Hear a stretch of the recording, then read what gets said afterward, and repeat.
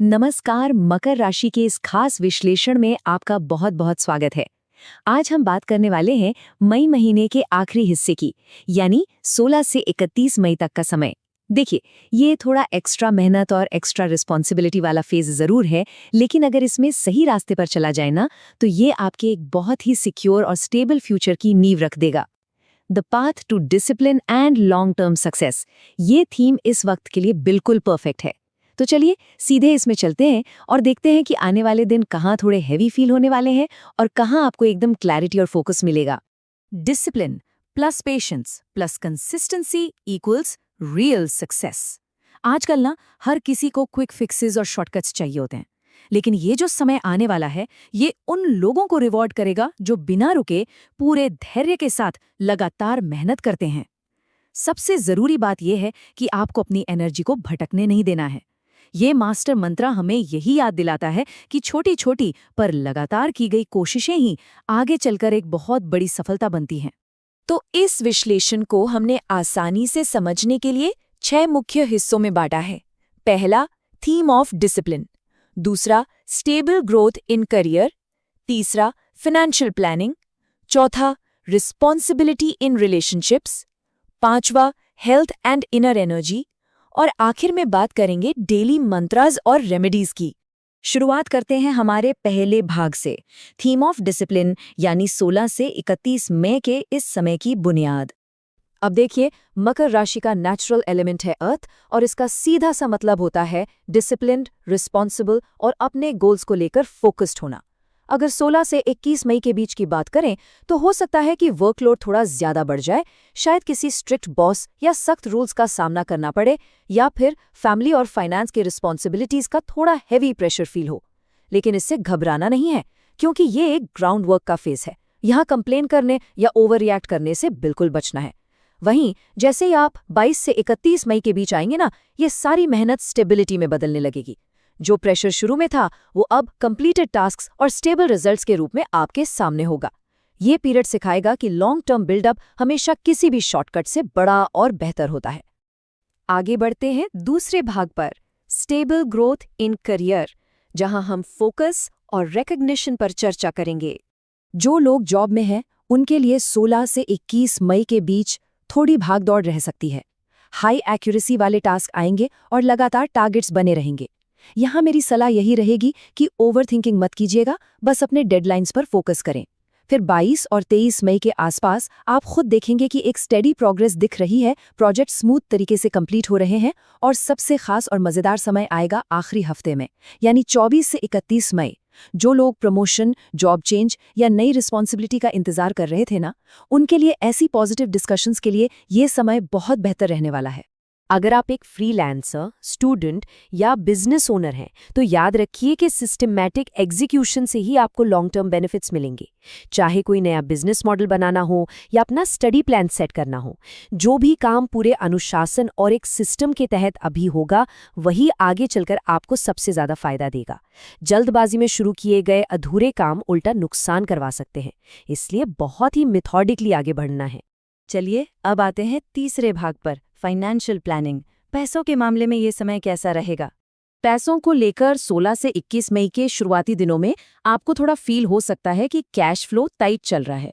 शायद ईएमआईज और फैमिली खर्चों का अचानक से प्रेशर आने लगे। यहाँ एक सबसे बड़ा नियम याद रखना है कि बिना किसी ठोस प्लान के कोई नया इन्वेस्टमेंट बिल्कुल नहीं करना है। थोड़ा रुककर हालात को देखना बेहतर होगा। लेकिन अच्छी बात यह है कि 22 मई के बाद से फाइनेंशियल क्लैरिटी आनी शुरू हो जाएगी। जो रुके हुए पेमेंट्स थे वो क्लियर होने के चांसेस हैं। बेसिकली ये वक्त किसी तरह की स्पेक्यूलेशन या गैम्बलिंग का नहीं है, बल्कि अपना एक इमरजेंसी फंड बनाने और अपनी सेविंग्स को सिक्योर करने का है। मैं चाहूंगा कि आप आने वाले दिनों में कोई भी बड़ा आर्थिक कदम उठाने से पहले बस 10 सेकंड के लिए रुकिए और खुद से ये एक सवाल पूछिए, क्या इस फैसले से मेरा लॉन्ग टर्म फ्यूचर सिक्योर होगा या फिर ये सिर्फ एक छोटे वक्त का टेम्पररी सा फायदा है?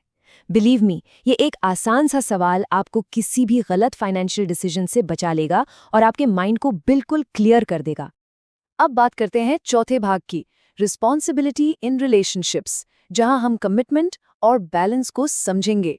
इस फेज में ना रिश्ते सिर्फ और सिर्फ फीलिंग्स तक सीमित नहीं रह जाएंगे, उनके साथ थोड़ी जिम्मेदारियां भी जुड़ेंगी। 16 से 21 मई के आसपास आपका पार्टनर या परिवार का कोई बड़ा सदस्य इमोशनली आप पर थोड़े ज्यादा डिपेंडेंट फील कर सकता है।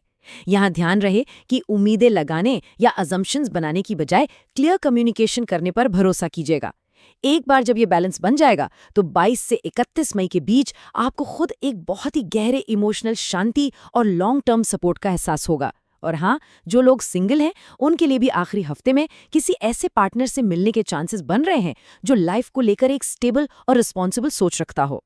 5वां भाग है हेल्थ और इनर एनर्जी को लेकर, क्योंकि बिना हेल्थ के इतनी मेहनत मैनेज कैसे होगी। हम सब जानते हैं कि मकर राशि के लोगों की फितरत में होता है दिन रात काम करना, लेकिन लगातार इस रूटीन की वजह से थकावट, लोअर बैक पेन या नींद ना आने जैसी समस्याएं बढ़ सकती हैं। इसलिए मेरी माने तो अपने दिन की शुरुआत 10 से 15 मिनट की लाइट वॉक या सिंपल स्ट्रेचिंग से जरूर करें। थोड़ी सी डीप ब्रीदिंग और एक छोटा मेडिटेशन सेशन आपकी मेंटल क्लैरिटी को कमाल का बूस्ट देगा। जो लोग डेस्क पर काम करते हैं वो लोग हर 2-3 घंटे में 5-10 मिनट का एक छोटा ब्रेक ले लिया करें।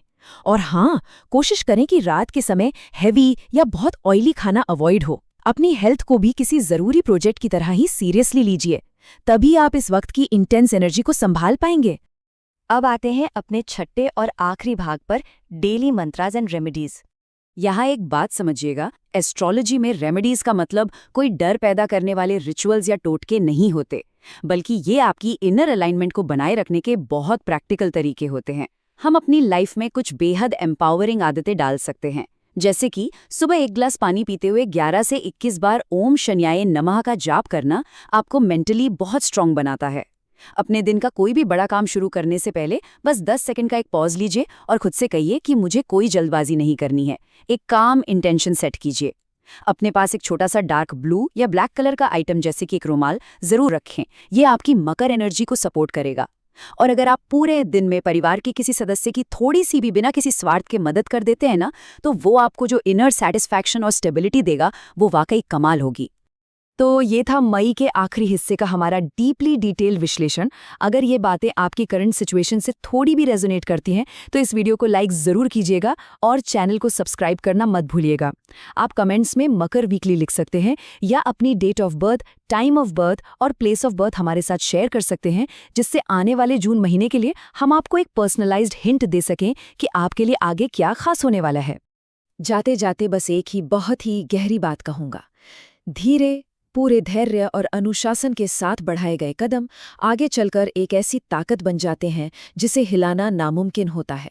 Slow, steady, disciplined steps create long term power.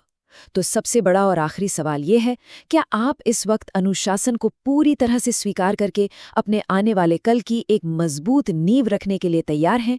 मुझे पूरी उम्मीद है आपका जवाब हाँ होगा। अपना ख्याल रखिए। बहुत बहुत धन्यवाद।